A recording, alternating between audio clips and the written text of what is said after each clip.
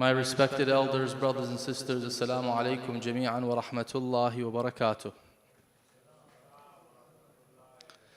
أعوذ بالله من الشيطان الرجيم بسم الله الرحمن الرحيم اللهم أنطقني بالهدى وألهمني التقوى ووفقني للتي هي أزكى اللهم أخرجنا من ظلمات الوهم وأكرمنا بنور الفهم وافتح علينا أبواب رحمتك وانشر علينا خزائن علومك برحمتك يا أرحم الراحمين وصل اللهم على سيدنا ونبينا محمد وعلى آله الطيبين الطاهرين.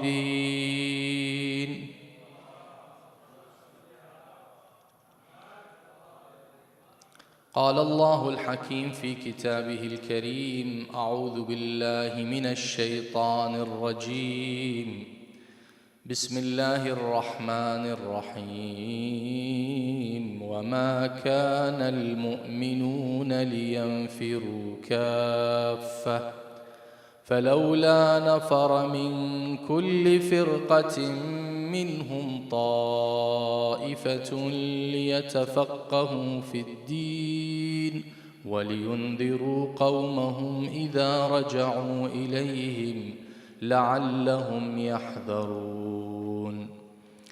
آمنا بالله صدق الله العلي العظيم وصدق رسوله الكريم. And it is not for the believers to go forth all at once, for there should remain, for there should separate from every division of them a group to obtain understanding in their religion and warn their people when they return to them that they may take caution. Building off of last night's lecture on the concept of taqleed, in which we discussed three important points: the concept of taqleed, the scope of taqleed, and the authority that the jurist has with respect to religious rulings, whether they are authorized to legislate or their role is simply to derive. And we said that the role of a jurist is to derive the ruling, extract the ruling from the sources, and does not have the authority to legislate. Building off of the discussion on taqleed that we presented last night, we will highlight a very important point, and the discussion will revolve around that point, and that is whether the jurist is required to present his evidence before his muqallideen, those who refer to him in these matters.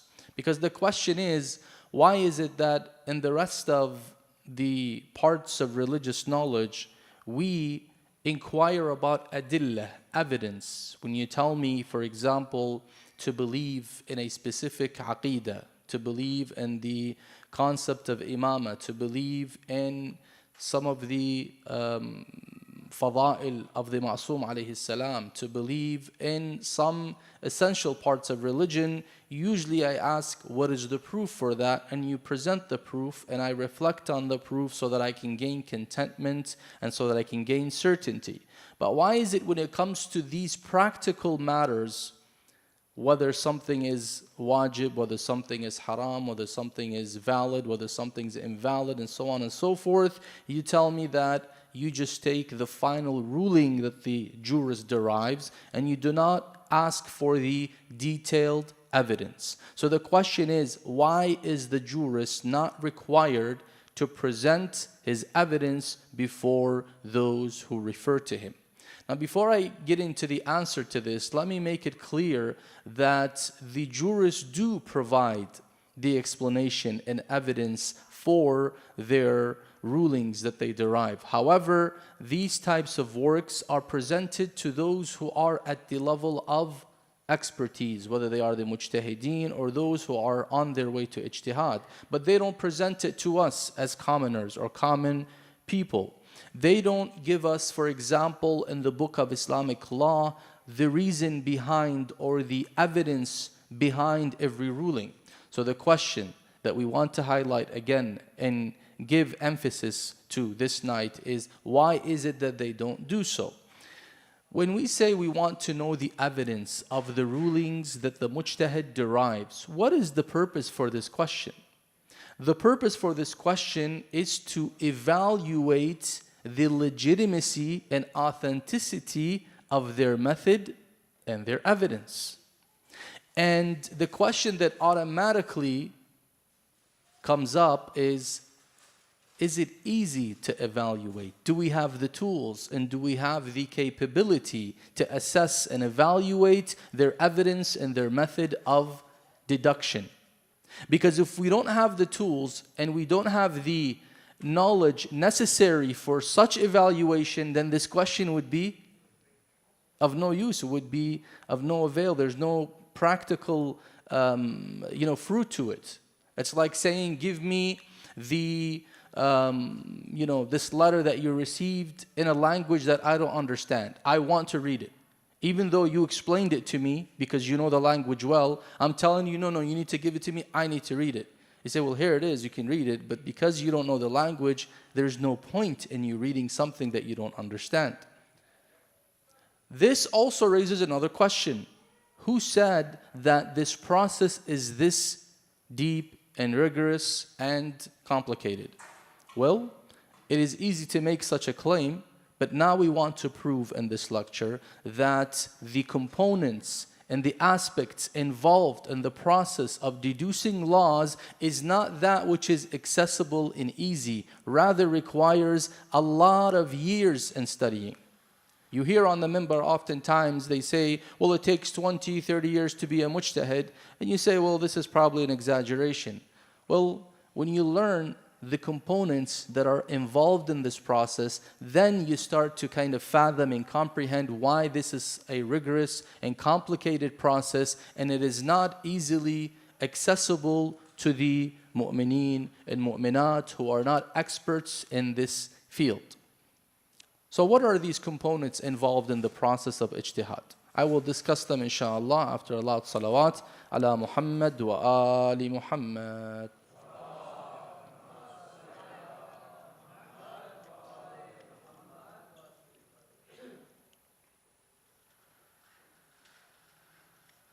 The first thing that the jurist has to understand in this respect is the following. Most of our ahkam are derived from where? We have two sources, the Holy Quran and the Honorable Sunnah, the transmitted Sunnah, the Ahadith. Now, the Holy Quran gives us general principles. The Holy Quran gives us a few rulings compared to what the Sunnah offers. Most of the rulings are derived from the Honorable Sunnah. The Honorable Sunnah is of two types.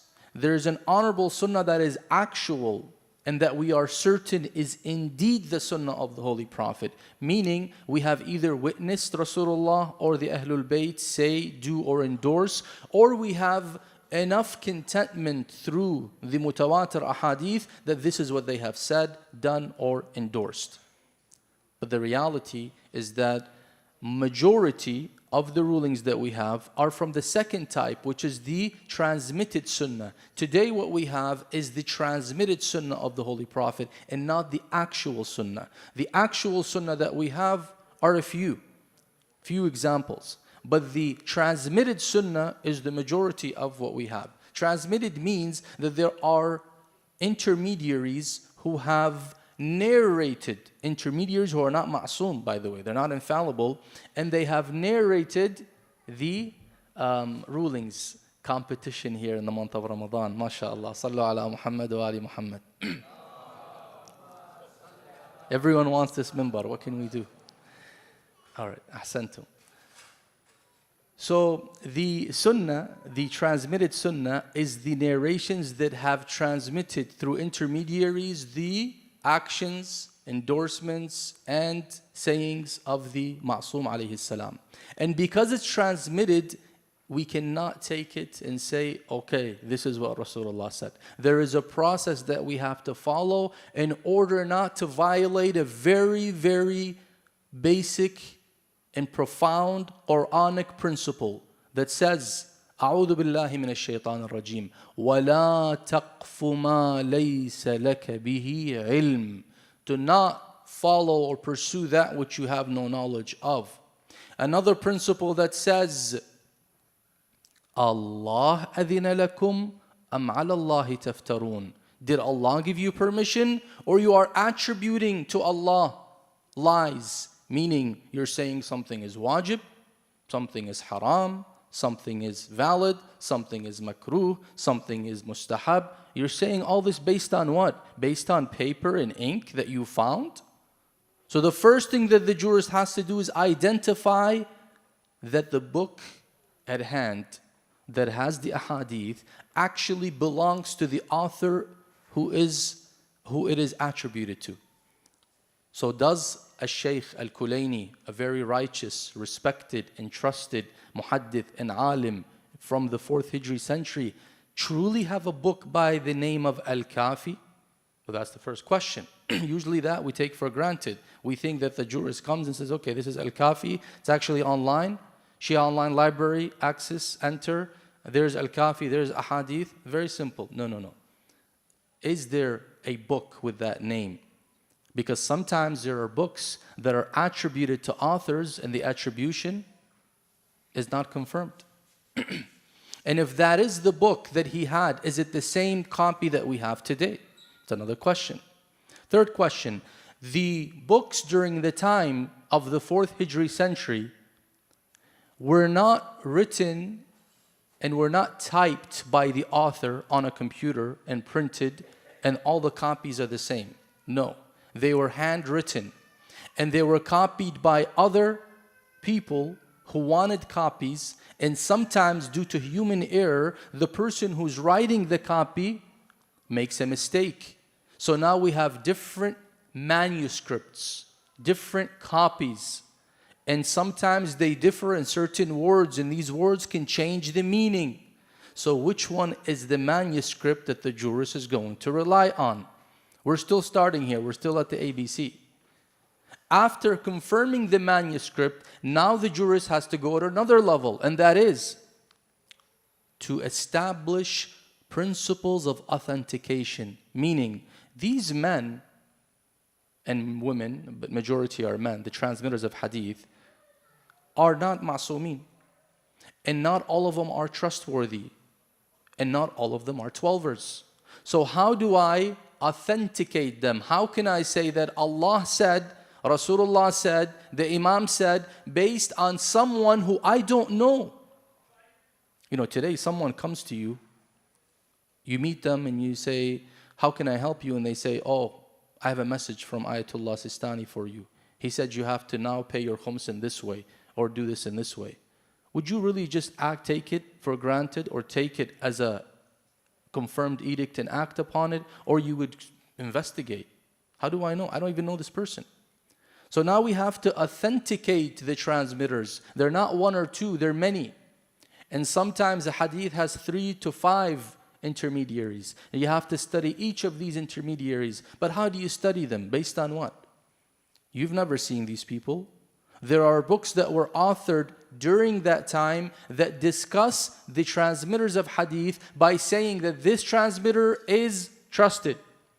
They don't say why they're trusted sometimes, but sometimes they give an explanation why they consider them trustworthy or non-trustworthy. You as a jurist cannot do taqleed to this person who says they are trusted or not. You have to say to them, based on what did you say they are trusted or non-trusted? And they're going to present to you a foundational principle of authentication. You as a jurist may agree or disagree with it. You have to reach a conclusion whether you agree or disagree before you can apply that. I'll give you an example. Does frequently reporting from an imam or a trusted transmitter, is that considered a sign that the person who's doing this trustworthy? That's a principle. Some ulama accept it, some ulama say it has nothing to do with it. Say, yeah, but this person has reported 300 ahadith from Zurara or 200. Isn't that a sign that they are so close to the Ahlul Bayt such that they're reporting so much ahadith? Some say, yeah, we can use that. And some say, no. They could be a deviant who's just taking all kinds of ahadith and reporting them. When one of the grand ulama, the great ulama, during the time of al-ghayb al-sughra says tarahhum, they ask Allah to have mercy on a specific transmitter of hadith. Does that tarahhum, when you say rahmatullahi alayh, is that a sign of authentication? Some say yes, some say no. Because we do rahmah on whoever died. That doesn't mean they're absolutely authentic because I said rahmatullahi alayh. So these are principles that have to be established in order for the jurist to say that this person is authentic. Then we have another problem that arises when it comes to authenticating. There are names which are names of transmitters of hadith that are similar. We have 12 or 13 narrators by the name of Muhammad ibn Ismail. Some of them are trusted, some of them are not trusted. So now you need a specific standard that you can follow in order to figure out which Muhammad ibn Ismail is in this hadith. Is it the trusted one or the non-trusted one? This in and of itself requires a specific type of study. You see how these studies that I've been mentioning are compiling and accumulating one over the other? And you want the jurist to come and to present to you the dalil given all these nuances, and you're going to easily understand them and evaluate them without having gone through this process, without having gone through the studies that the jurist has gone through. Are we done yet? No, we're not done yet. After authenticating the hadith, and the hadith is now accurate, the hadith is now authentic. We know this hadith has been reported by trusted individuals all the way to Imam as-Sadiq alayhi salam, for example. Now can we act upon it? No, we still can't act upon it. Why? The jurist says, hold on, let's figure out the content. What is the hadith saying? The content was revealed or was written in which language? Which language? Who says Farsi? Raise your hand. Nobody. Arabic, right? English, Persian, French, Spanish. No, Arabic. But what kind of Arabic? Can I give it to a ordinary Arab and they would be able to understand exactly what's meant by the hadith? No, the average Arab usually would not understand all of them. Why? Because it was written in terminology that was known during that era. Which means a jurist must be well versed in the Arabic language, not the one spoken just today, but the one that was understood in that era of legislation. A very simple example I want to give you. The word qahwa. Today, most of us know qahwa to mean what? Coffee, right? Well, what happens when a jurist comes across a hadith that bans qahwa, that prohibits qahwa? Our caffeine would be in trouble. But a jurist says, no, don't go that far. That's not what qahwa means. Qahwa was a brand of liquor during the time of the Ma'sum. You see? This requires someone who has understanding of the terminology during that time. Otherwise, a layperson would come and say, oh, look, I found a hadith that talks bad about qahwa. All you mu'mineen and mu'minat are doing sin, are doing guna because you're drinking coffee. Stop going to this place, not because you're boycotting that company or that company, no, because I found a hadith that says qahwa is a bad thing. Why? Because they think qahwa is that same thing as coffee. So we have to be careful that that term and that word that is in the hadith is exactly the same in terms of meaning as that which was issued during the time of the Ma'sum alayhi salam. In fact, in the Quran, when Allah subhanahu wa ta'ala talks about the fish that Musa and Yusha the Nun had prepared, and the fish then went alive by the miracle of Allah and entered into the sea. What does Allah call that fish in the Quran? Hoot. Today, hoot means what? Whale. Is a whale permissible to eat? O 12ers of followers of Ahlul Bayt. It's not permissible. So someone might assume that, oh, so Musa was ready to eat a whale and it's haram to eat a whale. No, hoot in the Quranic terminology can mean fish. Fish in the Quranic terminology, in the Arabic terminology, can sometimes be given the word hoot. So we can't apply today's understanding of hoot, which is specifically whale, to that. Now that rigorous understanding of the Arabic language has to be fully understood by the jurist in order for them to now derive from the hadith that they have. Are we set now that they know the Arabic language and have authenticated the hadith? No, we're not set. We still have another issue to deal with, and that is the phenomena of conflicting ahadith. Many ahadith conflict one another. One hadith says do, one hadith says don't. How do we reconcile between these ahadith? There is a reason for that. The Imam had issued many ahadith while they're in the state of taqiyya to preserve the lives of their followers. So how do I know that this hadith was issued in the state of taqiyya or this hadith was issued in the state of taqiyya? How do I know that this hadith was abrogated by the other hadith? Which one is the nasikh? Which one is the mansukh? Which one is the new ruling and which one is the previous? This is also another study of its own. I have to figure that out so I can reconcile. I cannot say I found the hadith in Al-Kafi and I'm going to issue a ruling. No. I have to look for other hadith that may conflict this hadith and figure out a solution and reconcile between them before I can say this is the rule of Allah subhanahu wa ta'ala. The more taqwa the jurist has, the more piety and righteousness, the more God-fearing, the more they start to take it even further and further. Because they don't want to lie down in their grave knowing that they have said to people, Rasulullah, Imam al-Sadiq, Imam al-Baqir, Imam al-Jawad said this, without fully being content. This is one reason you find that when there are dead ends that fuqaha face, they resort to a concept known as al-ihtiyat al-wujubi, the obligatory precaution. Why do they have an obligatory precaution all over the Risala? Because they sometimes reach a dead end. They're almost sure of the ruling, but there's still room for confirming it, or there's still glitches around their conclusion. They cannot say this is certainly it. If we can please move to this side of the room, which is my right and maybe your left, so that we can inshallah accommodate more of our respected brothers who are coming. Please come forward here. We have a lot of space. Sallu ala Muhammad wa ali Muhammad.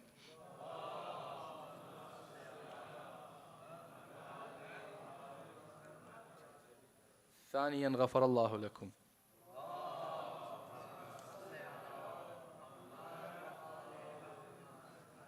Then after all of this, a lot of times, the jurist runs into another problem.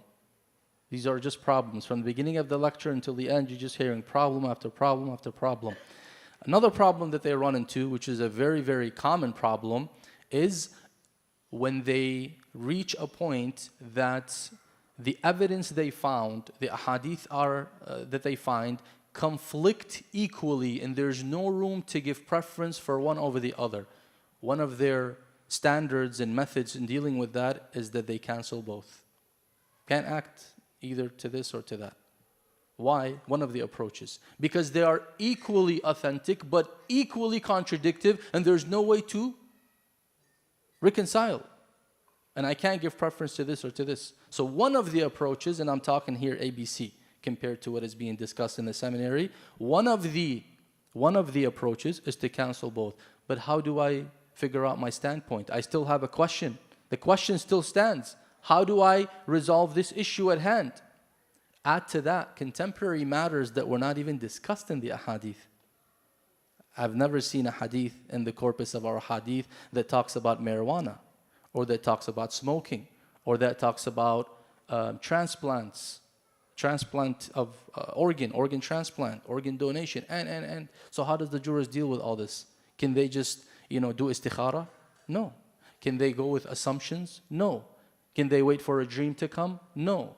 There are principles that were set by the Ahlul Bayt they have to follow, also known as al-usul al-amaliyah. The practical principles. What are these usul al-amaliyah? They are four. The first asl is exemption. When the ruling is unknown, in certain cases, the jurist is exempt from any binding ruling. So if it's a matter that is, let's say, between halal and haram, and they could not figure it out, then they may apply the law of exemption. We are exempt from this until we know otherwise, which means permissible until known otherwise. Then we have another principle known as the principle of continuity, istishab, which means we have a ruling or a previous state or a previous understanding, and we are not sure of the current one. Or in other words, we have something that we know was wajib at a specific time. Let's say during the time of hudur, where the ai were present, an act was considered wajib. But then that act, we are in doubt whether it is no longer wajib because of the time of ghaiba, the occultation. Because there are some things that could have been wajib in the time of presence of the ma'soom, but in the ghaiba they are not wajib. I'll give you an example. Salatul Eid. Salatul Eid. Salatul Eid is wajib in essence. That's why we pray it in jama'ah. Because we know in Islam, in Shia Islam, you cannot pray nawafil, mustahab prayers in jama'ah. That's bid'ah. So if Salatul Eid is mustahab, how come we are praying it in jama'ah? The answer is because Salatul Eid in essence was wajib. That's why it's legitimate to pray it in jama'ah. But in the time of ghaiba, it is no longer wajib until the appearance of the imam. Because this salah is conditional to the presence of the imam. The obligatoriness is conditional to the presence of an imam. Because the imam is in occultation, it is not obligatory but remains to be what? Recommended. So now, by the principle of continuity, in some cases they would still go back to the previous ruling. In this case, they don't go back to the previous ruling. They have enough evidence to say that this is conditional to the presence of the imam. Then we have another principle known as the principle of ihtiyat, precaution, where the jurist has to now err on the side of precaution and say, we need to do this to be on the safe side. And then we have a fourth principle, which is discretion, meaning you have equal adillah, but you cannot reconcile, but also you cannot drop both. What do you mean you cannot drop both? For example, if you have adillah, proofs that say Salat al-Jum'ah in the time of ghaiba is haram, and then you have adillah that says Salat al-Jum'ah in the time of ghaiba is wajib, how do you take the precaution? If you do it, you probably have committed haram. If you leave it, you also have committed haram because you have left a wajib. So what do? In cases like that, the jurists would adopt and implement the fourth principle known as takhyir, discretion. They say there's no way Allah would put an obligation on us that we cannot fulfill. Therefore, we have the option. On the day of Jum'ah, either you do dhuhr or you do Jum'ah, which is the opinion of His Eminence. I'm not saying that this is exactly the reasoning so that you don't quote me on this, but just to give you an example of how the jurist has to take step after step in order to arrive at the rulings. The example or the analogy I want to conclude with is this. Imagine having to explain a very complicated mathematical problem at college level to an average second grader. And the reason I said average, because you may come back and tell me my second grader is intelligent, a genius. That's outside the equation. We're talking about an average second grader, a 7 or 8 year old being presented with a very detailed, complicated mathematical problem and how the mathematician reached this conclusion. They have like 2 pages of, numbers and different signs and so on and so forth. And you say to the second grader, here, understand it. This is how I arrived at this conclusion. They're going to be like, well, I can't understand this because I have to go through all these prerequisites that you have gone through in order for me to even understand this method and this whole process. This is the same with respect to the ahkam of Sharia. They are not as easily and readily accessible to us due to the distance we have from the time of our imams until today. We're talking about 1200 years.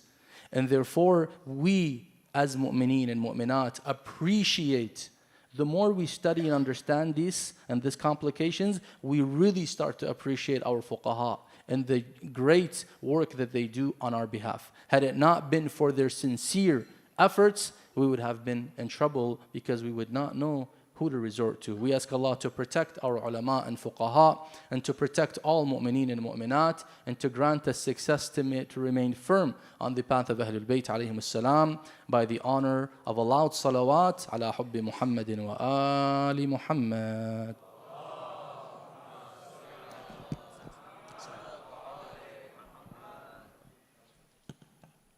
My elders, brothers and sisters, Assalamu alaikum.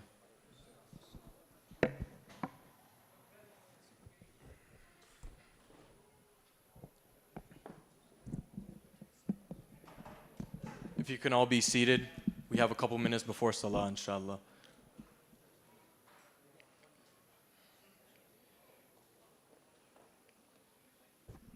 If we can recite Dua Shifa for all of our ill.